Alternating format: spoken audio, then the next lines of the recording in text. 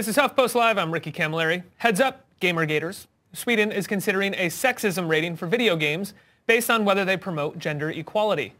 Dataspelsbranschen, the country's gaming industry association, whose name I probably just butchered, has been given a grant from the government's innovation agency to research the proposal, which seems to be the first ever of its kind. While many welcome the initiative and say other countries should take note, some argue it's a governmental overreach that will stifle artists' creativity. So how could a sexism rating affect the gaming industry's portrayal of women, especially in light of the recent Gamergate scandal, which, whether if they want to admit it or not, was all about this.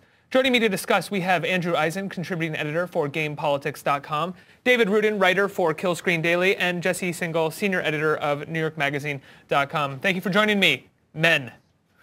Hello. Thank you for having us. Jesse, do you think this is a good idea?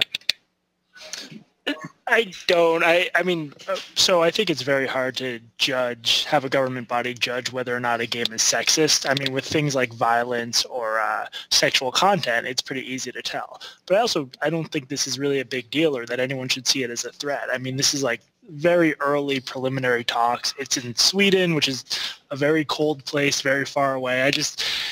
I don't really buy the slippery slope argument here. But overall, I am against the idea of a government body determining which games are and aren't sexist. I don't think it's a good idea. What if it wasn't a government body, but it was an independent body like the MPAA? I mean, I know the MPAA doesn't really rate things based off of sexism, but if it was sort of some sort of external body? I don't think it would be the end of the world, but I think the best way to have these discussions is for people to experience the media in question and then talk about them and debate them in sort of a free marketplace of ideas. The MPAA has not done good things for artistic expression in this country, and it's a really corruption-ridden body. So if that's the comparison, I don't like it. Yeah, possibly a flawed comparison. David, what do you think? I agree that it's probably hard to measure what a sexist game is, but I think that's actually part of why this is a good idea. That we need to have a discussion on what some minimum standard of gender equity in a game would actually look like. This is something other art forms have engaged in and something that the gaming industry is lagging behind on. The process of trying to come up with a label will probably be much more useful than the label itself will ever be. And now in the United States, movies, if we're going to draw that comparison, which I feel like we might consistently, or I might consistently do in this conversation, movies don't necessarily have a sexism rating. They have a different kind of rating system. Andrew, do you think that movies could benefit from a rating system like this? And do you think that video games are, in many ways, inherently more sexist than movies that are put out? No, I don't think video games are inherently more sexist. I think the issues that we constantly bring up about sexism, gender representation, inclusivity are an issue in all media, movies, video games, even music and books, and even online writing. But for sexism as a part of a video game rating, I think it really depends on exactly what they do with it. When you identify sexism, are you saying this is sexist so you can't have it? I don't agree with anything like that at all. Is it just this game houses these particular types of elements that you might find objectionable, so we have listed it so you can make an informed purchasing decision? I'd be okay with that, especially if there are enough consumers who would find that information valuable. But there was also talk about the research going into what to do with sexism as part of game ratings. Should we do it as part of the ratings, or should it just be a red stamp of approval saying, this game is gender friendly or inclusivity friendly? There's a lot of different ways you could approach this, and what they end up doing with it, if anything at all, I think is going to weigh very heavily on what we all think of whether it's right or wrong.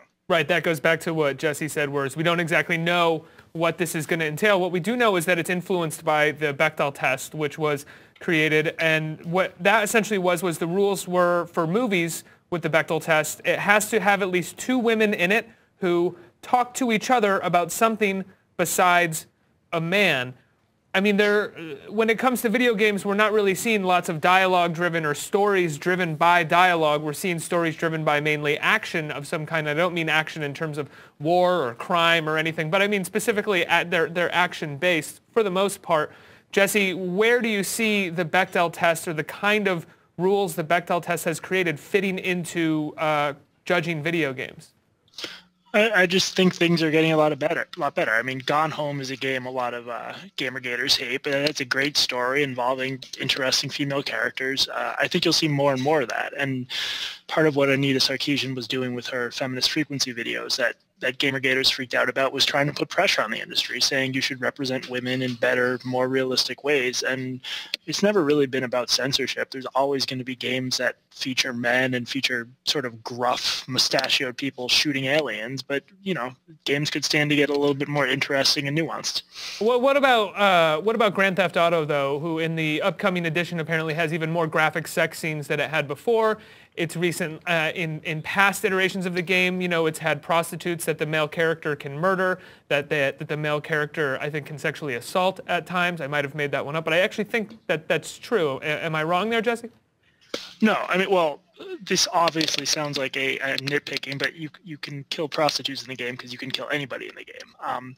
And that's obviously problematic, and it's offensive to women. They're also really fun, enjoyable games. So it's all about consumer pressure. I mean, who's going to apply more pressure? The people who don't want GTA to change or the people who do want it to change? And no one's threatening to censor GTA. No one's going to get thrown in jail over this. So it's sort of a complicated, ongoing cultural process. And I personally don't think ratings should play a big part in it. But I do think no one is going to get thrown in jail. No one's going to stop these video games from getting made. And I don't even think the ratings, a new rating system that judged it based off of sexism, if that was stamped on the cover of a video game, would really hurt sales that much, because people purchasing these games, for the most part, know what they're getting into. But David, doesn't it kind of help, or at least show some sort of improvement within the industry, within our culture, if it was happening in the United States, to at least put these stamps on it, to be like, as an industry, we know? The benefits are always going to be speculative. One of the, I guess, potential benefits that we could talk about is that if games that were stamped as being sort of gender equitable turned out to perform very well, that would actually give some credence to the idea that games that aren't sexist perform well. Also, I think just in terms of providing information, this could be useful at least for the industry to acknowledge that this is what some people want in games, and helping them find what they want. I don't think it's going to cure, sexism on its own in the industry or outside of it, but it can provide sort of a series of marginal benefits that would make it worth the effort. I think one of those marginal benefits that we're talking about, Andrew, is just sort of public context, creating a very, very public-facing context for what is in the game, not just saying that what's in the game is violence, language, and whatever the sort of basic criteria is for the M ratings, but a different rating system that applies a cultural context. Now, should that cultural context remain within think pieces and op-eds in video game writing, or should it be as front-facing as a rating system? Well, as long as it's not, I don't think a rating should be a value judgment. I think it should be a content informer. It should inform consumers of what type of content is in the product so that they can make an informed decision whether or not they want to purchase it or purchase it for their children. I don't think the ESRB or the MPAA or anyone else should be saying, this is bad, so you shouldn't consume it. And it all comes down to what the consumer finds useful, what they want to know about. The ESRB, for example, has about 30 different content descriptors right now, and those have changed and been added to over the years. Years ago, we didn't have a content descriptor for real-life gambling, but a lot of people said, you know what, I really want to know if this video game has that content in it, and and so that's an important thing to note.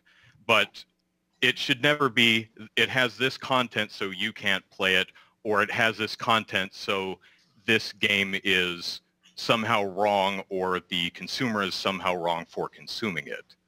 Ricky, can I make a quick point about the about ratings? Absolutely.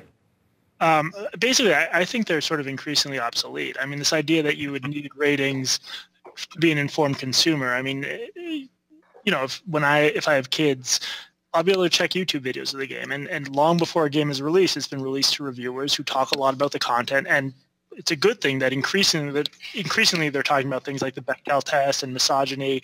So the idea that these sort of